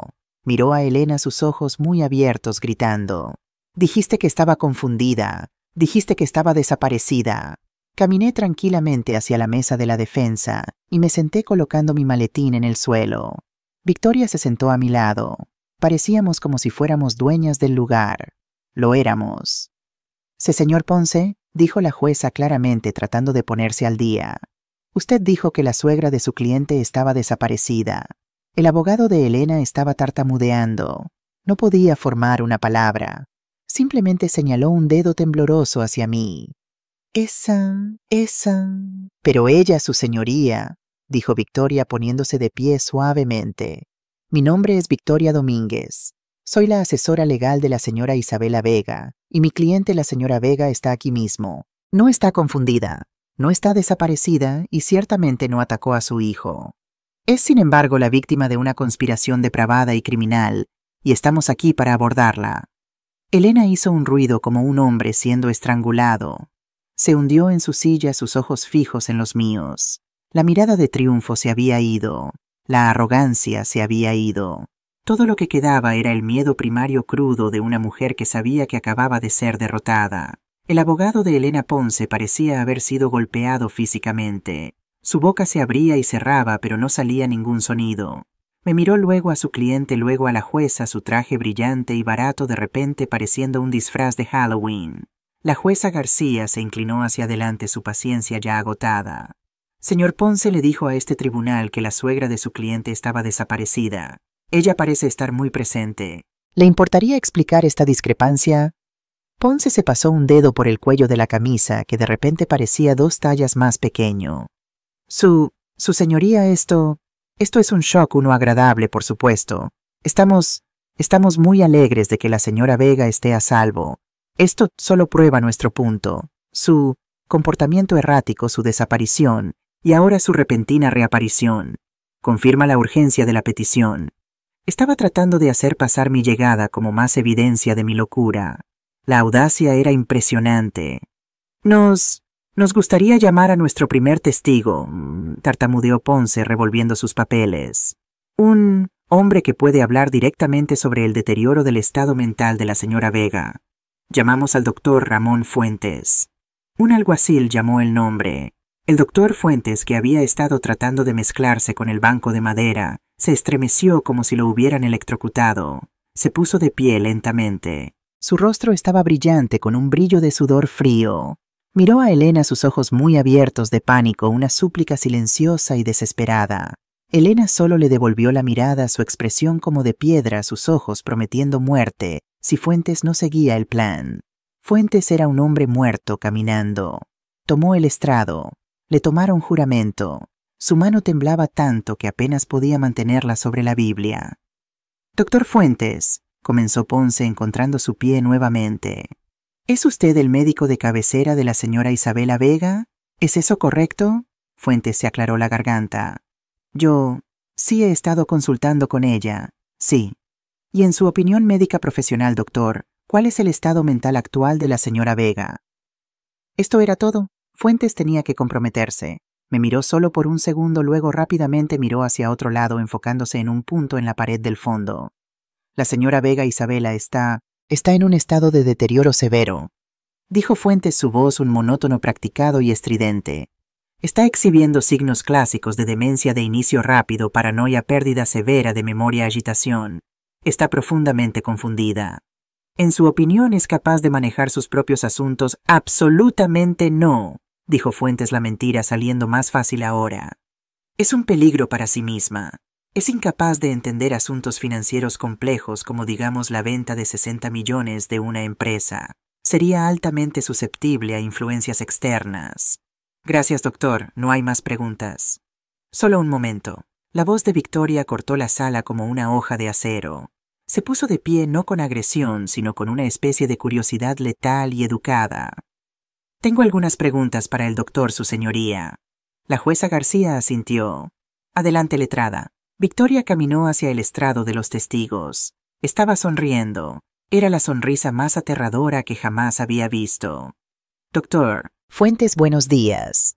Victoria Domínguez, abogada de la señora Vega. Ha pintado un cuadro muy sombrío. Usted dice que es el médico de cabecera de la señora Vega. Sí, he estado supervisando su caso. Ya veo. Eso es fascinante, dijo Victoria sacando un pequeño archivo. Porque tengo el historial médico completo de la señora Vega aquí mismo que se remonta a 20 años.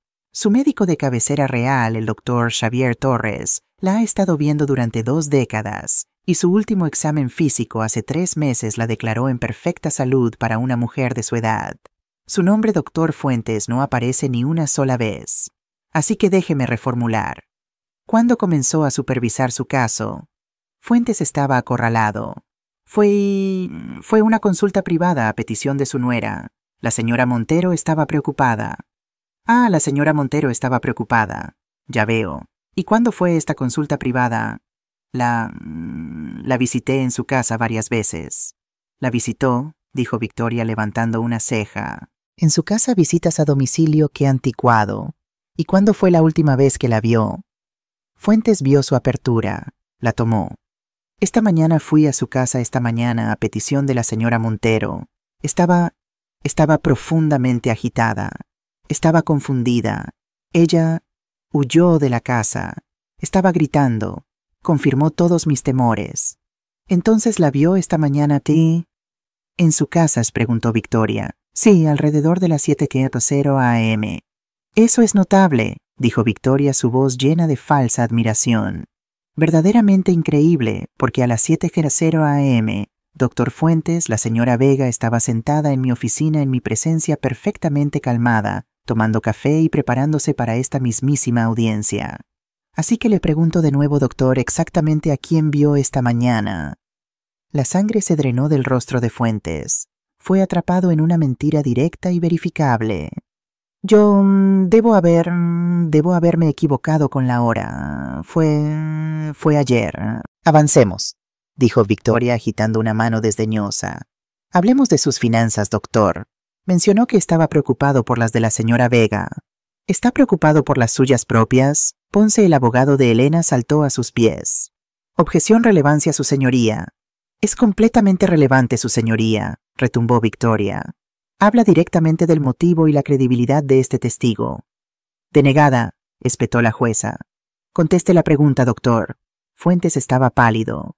No veo que tienen que ver mis finanzas personales. ¿No lo ve? Victoria caminó hacia un caballete legal y colocó un documento grande en él. Era un estado de cuenta bancaria.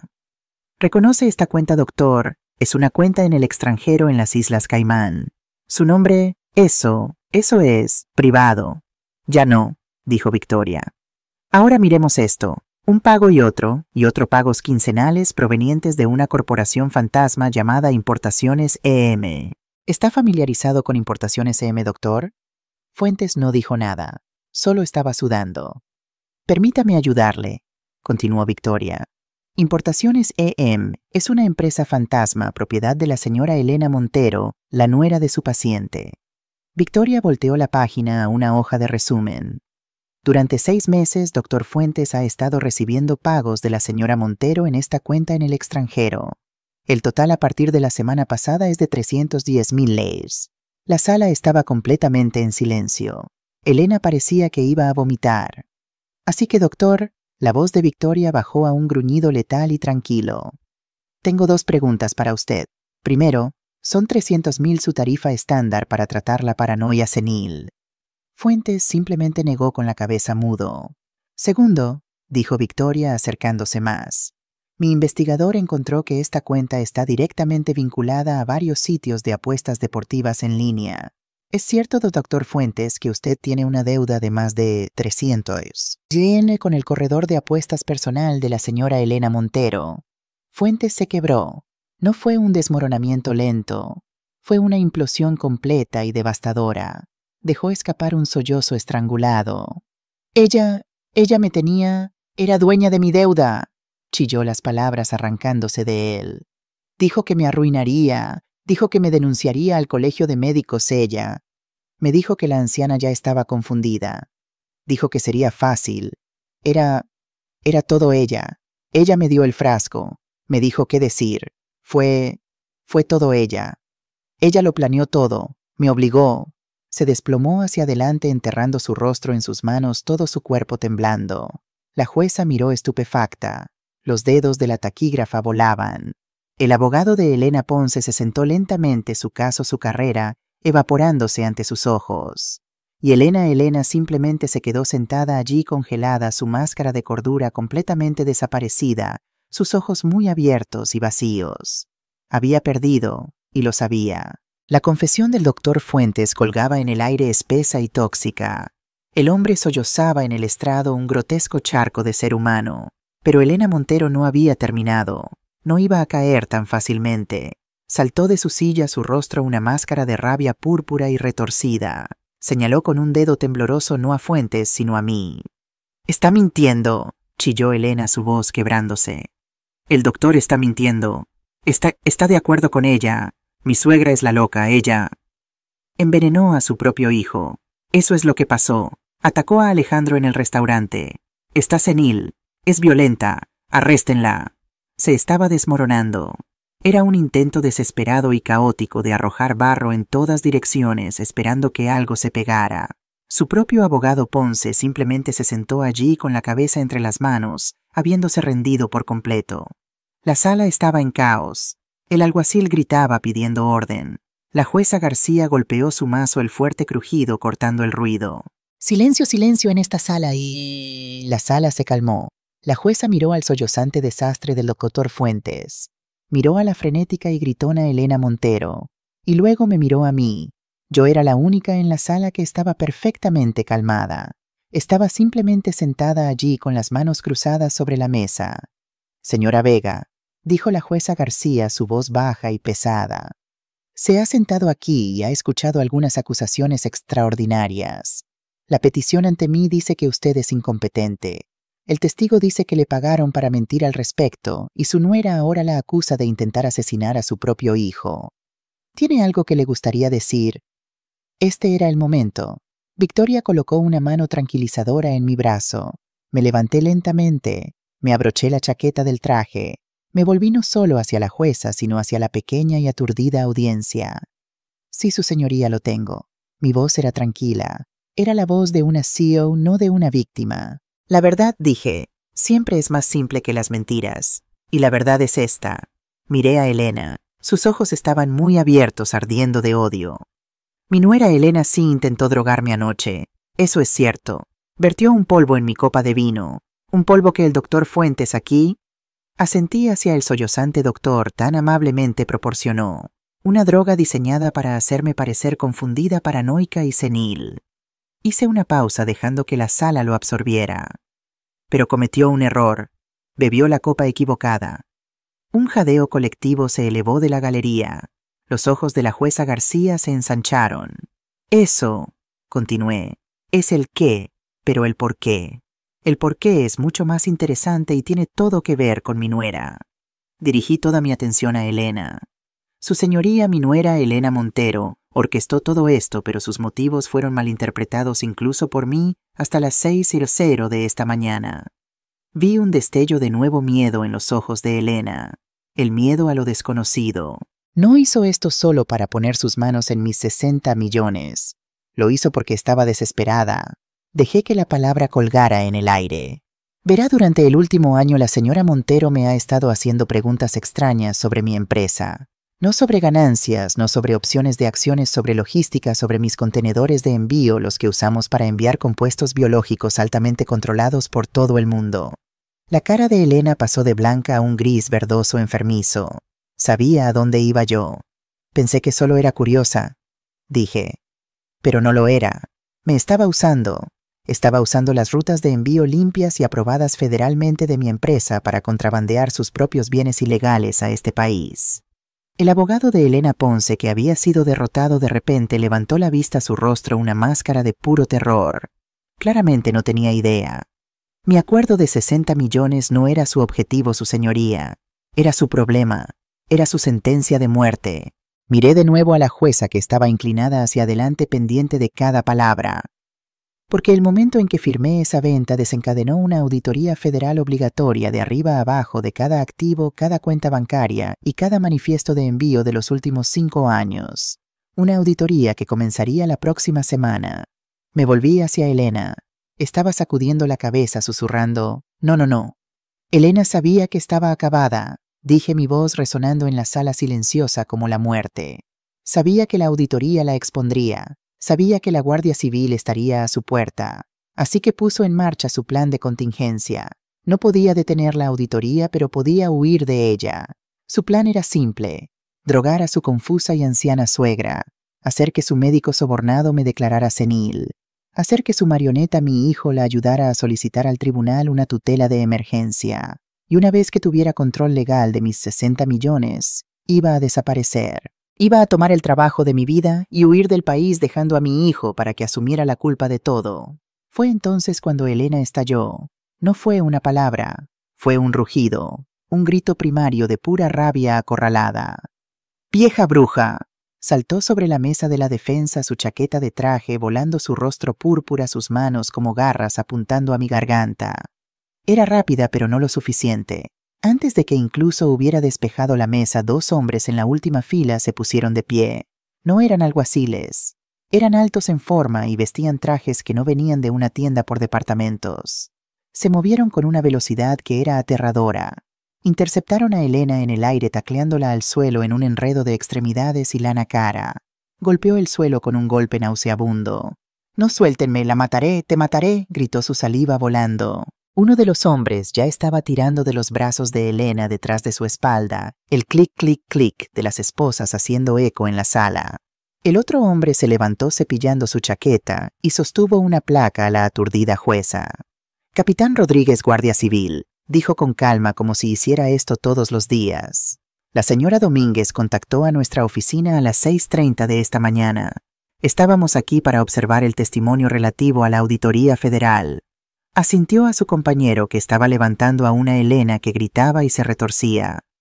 «Elena Montero», dijo el capitán Rodríguez, su voz retumbando. «Está arrestada por conspiración para cometer fraude, contrabando interestatal y soborno de un funcionario médico. Tiene derecho a guardar silencio». Yo simplemente me quedé allí observando. Miré al doctor Fuentes sollozando en el estrado. Miré a Elena, mi nuera, un animal arruinado y gritando siendo arrastrado fuera de la sala. Miré a Victoria que estaba tranquilamente empacando su maletín. La guerra había terminado y yo había ganado. La sala del tribunal se disolvió en caos.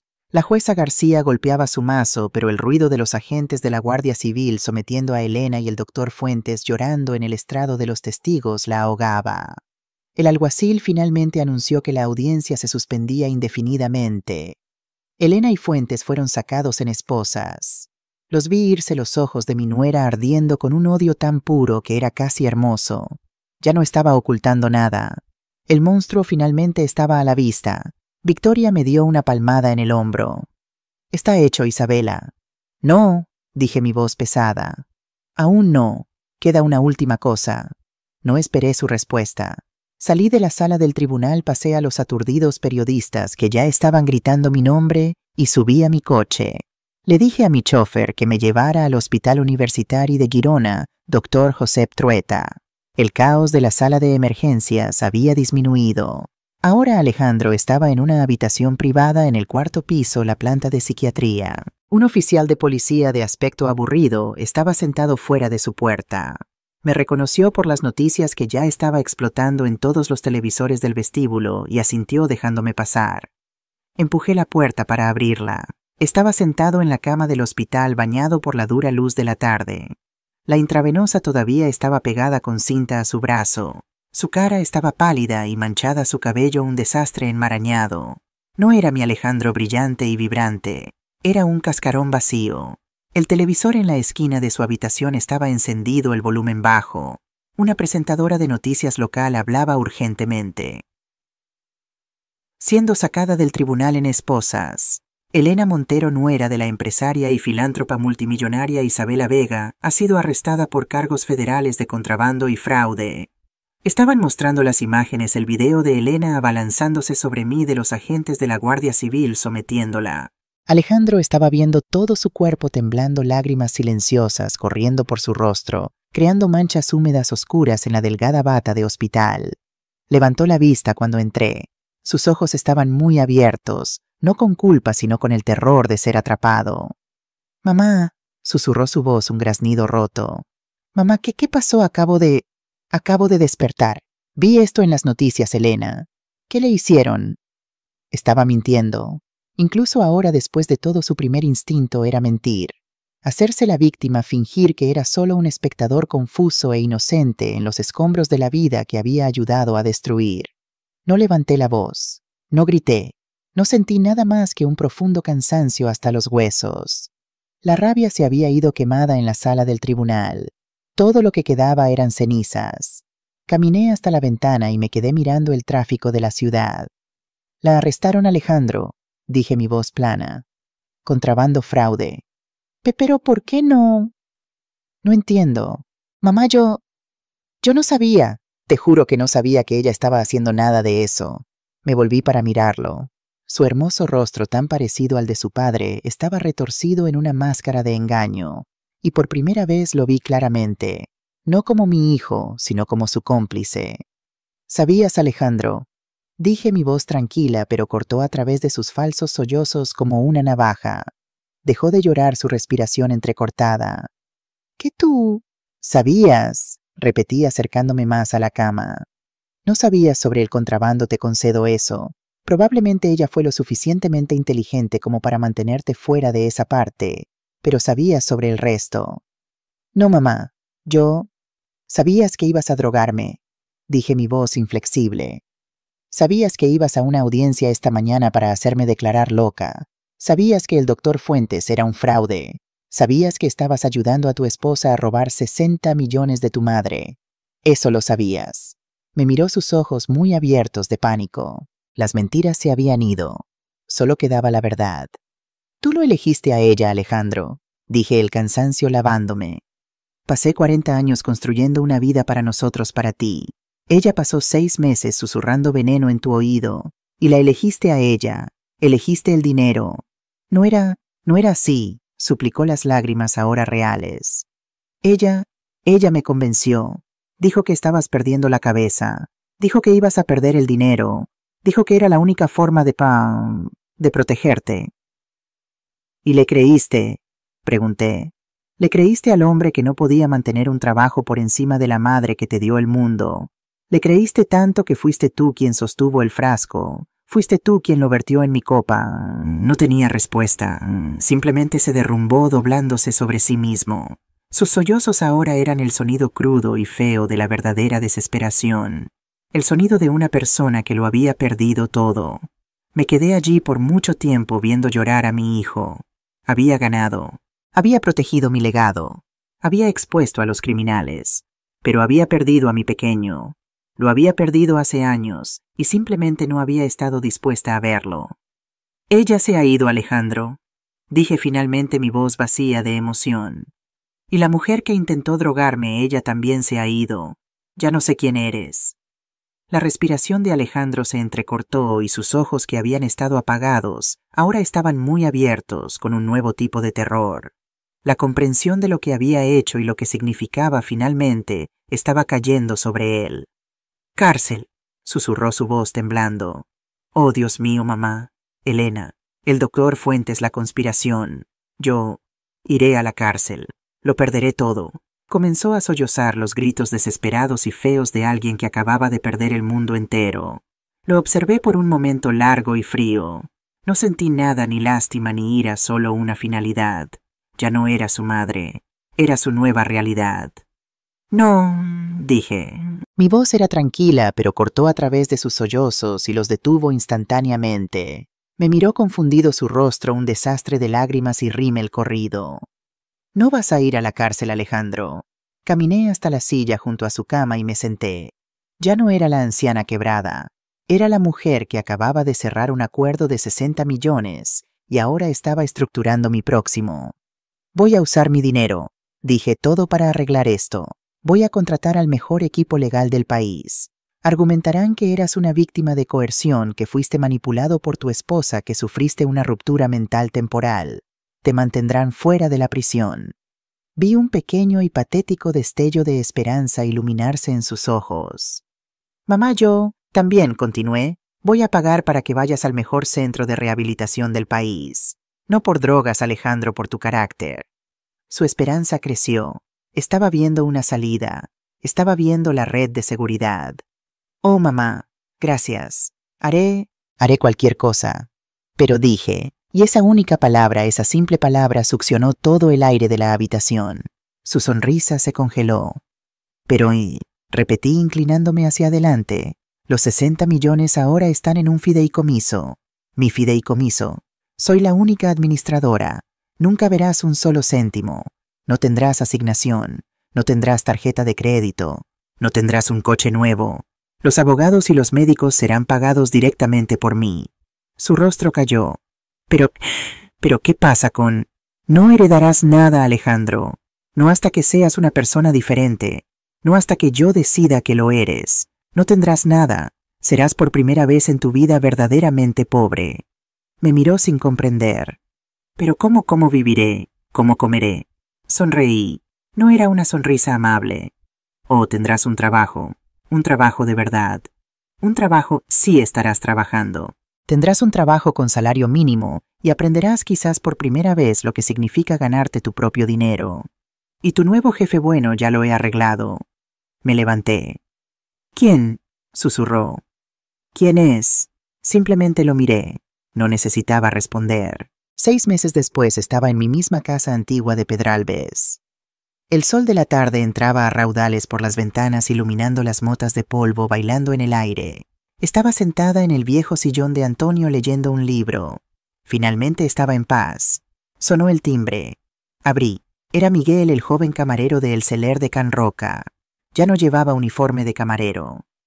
Estaba en un traje bien cortado llevando un maletín de cuero. Era mi nuevo gestor financiero personal y valía cada céntimo de su salario de 6 cifras. Señora Vega, dijo entrando. Era todo negocios, pero sus ojos siempre eran amables. Miguel, ¿cómo van las cosas? Pregunté dirigiéndome a la cocina para servirnos un café. Los mercados están estables, dijo siguiéndome y abriendo su maletín en mi modesta mesa de cocina. La financiación de la fundación está asegurada y tengo el primer informe del centro. El centro, el que había financiado con los primeros 5 millones. Un lugar para personas que no tenían a dónde más ir. ¿Y ti? Pregunté. Miguel miró su informe. Alejandro Vega completó su primera semana completa de trabajo. Está en el turno de noche. Su supervisor dice que fue obediente pero lento. ¿Lento está bien? Dije siempre que sea minucioso. Oh, fue minucioso, dijo Miguel, una pequeña sonrisa sombría jugando en sus labios. Está asignado a la limpieza durante el primer mes. Limpió cada inodoro en las 3 salas perfectamente. Tomé un sorbo de mi café. Miré por la ventana de la cocina al viejo roble que Antonio y yo habíamos plantado juntos 40 años atrás. Las hojas apenas comenzaban a volverse doradas. Bien, dije mi voz tranquila. Eso está bien. Me volví hacia Miguel. Muy bien, hijo. Hablemos de las proyecciones trimestrales. Finalmente estaba realmente en paz. El proceso legal contra Elena y el doctor Fuentes avanzaba con la deliberada lentitud del sistema judicial español. Había contratado a Santiago Ferrer, el abogado defensor más prestigioso de Barcelona, para representar a Alejandro argumentando coerción y manipulación psicológica. La primera vez que me reuní con Ferrer en su elegante despacho del Passeig de Gracia, me miró con una mezcla de curiosidad y respeto. Señora Vega, ¿está segura de que quiere defender a su hijo después de lo que intentó hacerle? No estoy defendiéndolo, Santiago, respondí mi voz firme. Estoy asegurándome de que aprenda la lección correcta. La cárcel le enseñaría las lecciones equivocadas con las personas equivocadas. Ferrer asintió lentamente comprendiendo mi estrategia. Puedo conseguir que los cargos contra él sean reducidos significativamente. Con su testimonio sobre la influencia de Elena probablemente enfrentará libertad condicional y servicio comunitario obligatorio. Pero necesito que entienda que esto no es un perdón. Nunca lo será, dije mirando por la ventana hacia la bulliciosa calle. Es una oportunidad, una que tendrá que ganarse cada día durante el resto de su vida. Durante las semanas siguientes, el caso contra Elena se desarrolló ante el público español como una telenovela de alto perfil. Los titulares eran impactantes. Nuera del imperio farmacéutico, utilizaba contenedores médicos para contrabando de lujo. Matrimonio por millones. Cómo Elena Montero orquestó el mayor fraude familiar de Barcelona.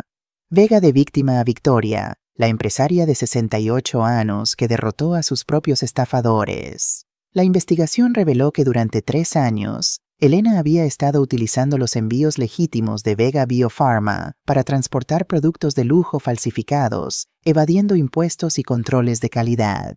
Las rutas de distribución de medicamentos de mi empresa, conocidas por su seguridad y eficiencia, eran perfectas para su operación ilegal. Victoria, con su habitual eficiencia despiadada, se aseguró de que cada detalle del caso se manejara correctamente. Cuando nos reunimos para discutir el progreso, siempre era precisa y directa. La fiscalía tiene un caso irrefutable, dijo hojeando documentos en su escritorio. El testimonio del doctor Fuentes es devastador. En el acuerdo de cooperación ha revelado todo, fechas, montos, incluso grabaciones de sus conversaciones con Elena. ¿Y Alejandro?, pregunté manteniendo mi voz neutra. Victoria me miró estudiando mi reacción. Tu hijo es interesante, Isabela. No estaba directamente involucrado en el contrabando, pero estaba al tanto de todo lo demás. Era perfectamente consciente del plan para incapacitarte. De hecho, las pruebas sugieren que fue él quien obtuvo la olanzapina del doctor Fuentes. Asentí lentamente. No sentí sorpresa, solo una triste confirmación. Ferrer está haciendo un trabajo excelente presentándolo como una víctima manipulada, continuó Victoria. Es bastante convincente el hijo dependiente emocional abrumado por una esposa dominante, presionado para elegir entre su lealtad a ella o a ti. ¿Tú lo crees?, pregunté mirándola directamente. Victoria se recostó en su silla, algo inusual en ella. Un momento de reflexión genuina. Creo que Alejandro es débil, Isabela. No malvado como Elena, sino fundamentalmente débil. Quería el dinero sin el trabajo. Quería el estatus sin el sacrificio. Y cuando se vio obligado a elegir entre el camino fácil y el correcto, eligió mal. Sus palabras, aunque duras, resonaban con mi propia evaluación. Alejandro nunca había tenido que luchar por nada. Yo lo había protegido demasiado después de la muerte de Antonio, compensando su ausencia con generosidad material. El juicio de Elena culminó en una sentencia de 12 años por fraude organizado, falsificación de documentos médicos, contrabando y conspiración para incapacitar a una persona mayor. El doctor Fuentes, gracias a su cooperación, recibió una sentencia suspendida de 5 años y la revocación permanente de su licencia médica. Cuando la jueza leyó la sentencia, Elena me miró desde el banquillo de los acusados. No había arrepentimiento en sus ojos, solo un odio frío y calculador. Yo simplemente sostuve su mirada sin emoción, sin triunfalismo. No sentí alegría por su caída, solo alivio de que ya no podría dañar a nadie más. Alejandro, como Victoria había previsto, recibió una sentencia suspendida de 2 años y 1.500 horas de servicio comunitario. Pero mi sentencia para él fue mucho más severa. La Fundación Vega abrió sus puertas en un antiguo monasterio restaurado en las afueras de Barcelona.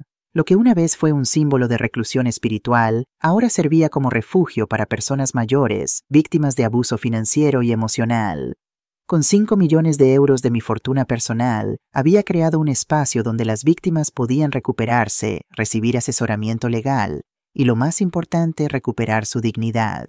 Miguel dirigía la fundación con la misma eficiencia que había mostrado aquella noche en el celer de Can Roca.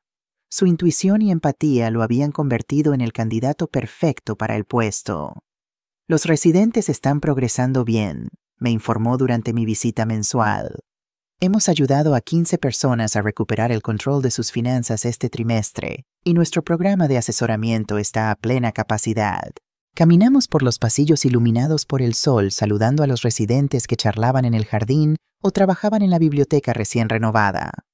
¿Y nuestro empleado más nuevo?, pregunté manteniendo mi tono neutro. Miguel consultó su tablet. Alejandro ha completado su 3er mes. Su supervisor informa mejoras graduales. Ha sido trasladado de la limpieza a la cocina. Aparentemente tiene cierta aptitud para la preparación de alimentos. Asentí, permitiéndome un pequeño destello de satisfacción. No por su progreso, sino por la justicia poética. Mi